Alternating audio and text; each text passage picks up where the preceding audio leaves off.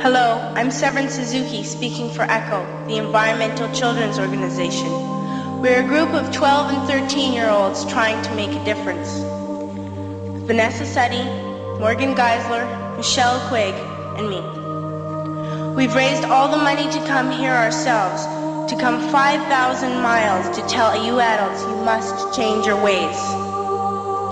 Coming up here today, I have no hidden agenda. I am fighting for my future. Losing my future is not like losing an election or a few points on the stock market.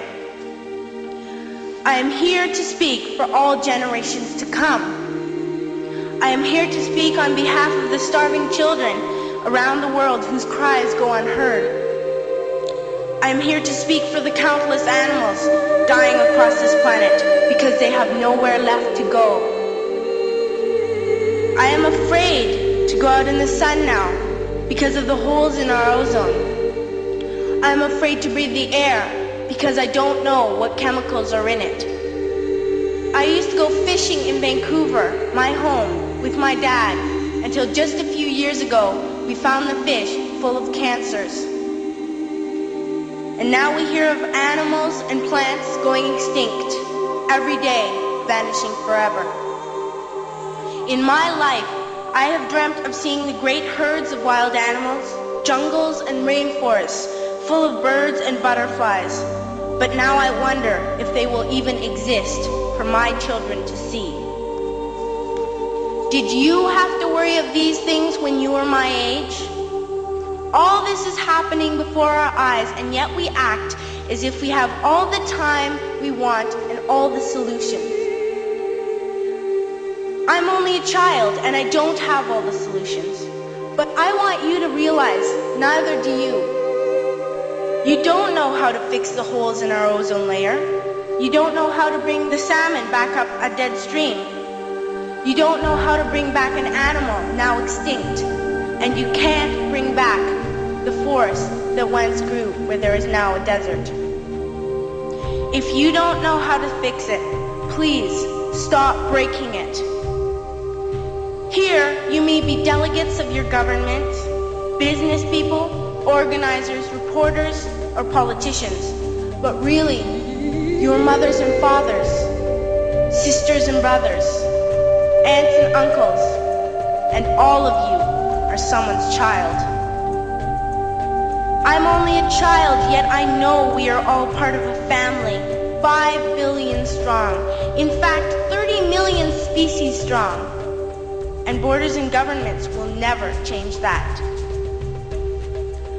I'm only a child, yet I know we are all in this together and should act as one single world towards one single goal. In my anger, I am not blind, and in my fear, I am not afraid of telling the world how I feel.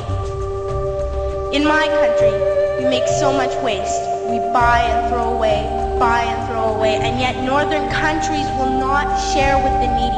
Even when we have more than enough, we are afraid to share. We are afraid to let go of some of our wealth. In Canada, we live the privileged life, with plenty of food, water, and shelter. We have watches, bicycles, computers, and television sets. The list could go on for 2 days. 2 days ago, here in Brazil, we were shocked when we spent time with some children living on the streets. This is what one child told us. I wish I was rich. And if I were, I would give all the street children food, clothes, medicines, shelter, and love and affection.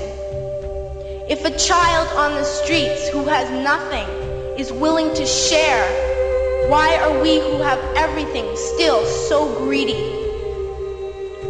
I can't stop thinking that these are children my own age, that it makes a tremendous difference where you are born.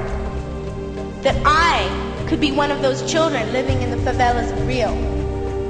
I could be a child starving in Somalia, or a victim of war in the Middle East, or a beggar in India. I am only a child, yet I know if all the money spent on war was spent on finding environmental answers, ending poverty, and finding treaties what a wonderful place this earth would be. At school, even in kindergarten, you teach us how to behave in the world. You teach us not to fight with others, to work things out, to respect others, to clean up our mess, not to hurt other creatures, to share, not be greedy. Then why do you go out and do the things you tell us not to do? Do not forget why you are attending these conferences, who you're doing this for. We are your own children. You are deciding what kind of world we are growing up in. Parents should be able to comfort their children by saying, everything's going to be all right. It's not the end of the world, and we're doing the best we can. But I don't think you can say that to us anymore. Are we even on your list of priorities? My dad always says, you are what you do, not what you say. Well, what you do makes me cry at night. You grown-ups say you love us, but I challenge you, please, make your actions reflect your words. Thank you.